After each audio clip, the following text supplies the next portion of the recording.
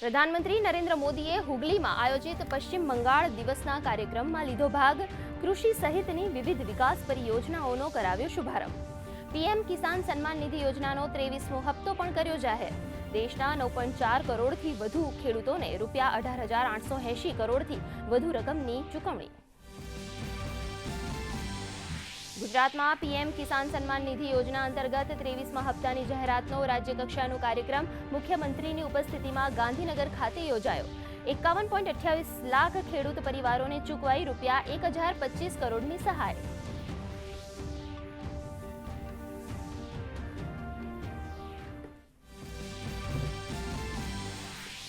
Surat collector કચેરી ખાતે નાયબ મુખ્યમંત્રીના અધ્યક્ષસ્થાને યોજાઈ હળપતિ આવાસ યોજનાના વિવિધ પ્રશ્નો અંગે મહત્વની સમીક્ષા બેઠક.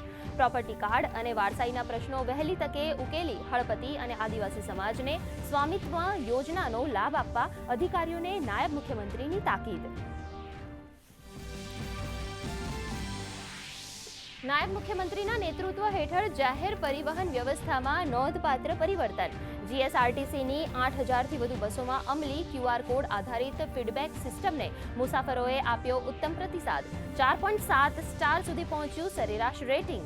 મુસાફરોની સુવિધા, સુરક્ષા અને સેવા ગુણવત્તા કેન્દ્ર સ્થાને. નીટની રી એક્ઝામને અનુલક્ષીને કડક સુરક્ષા બંદોબસ્ત. આવતીકાલે દેશના 551 શહેરોમાં લેવાશે પુનઃ પરીક્ષા. ગુજરાતમાં પણ અમદાવાદ, રાજકોટ સહિતના શહેરોમાં યોજાશે પરીક્ષા. અમદાવાદમાં 23 સેન્ટર ખાતે 10,445 વિદ્યાર્થીઓ આપશે પરીક્ષા. પોલીસ કંટ્રોલ રૂમથી થશે લાઈવ મોનિટરિંગ.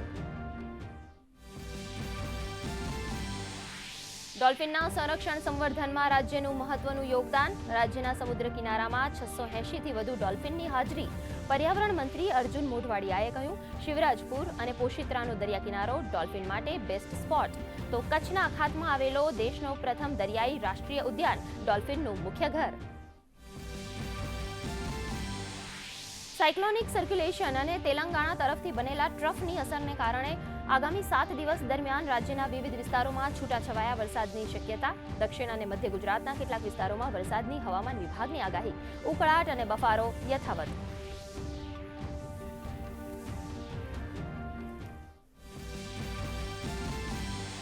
ચેન્નઈમાં વનડે સિરીઝની ત્રીજી અને અંતિમ મેચમાં અફઘાનિસ્તાને વિજય માટે ભારત સમક્ષ મૂક્યું 219 રનનું લક્ષ્યાંક.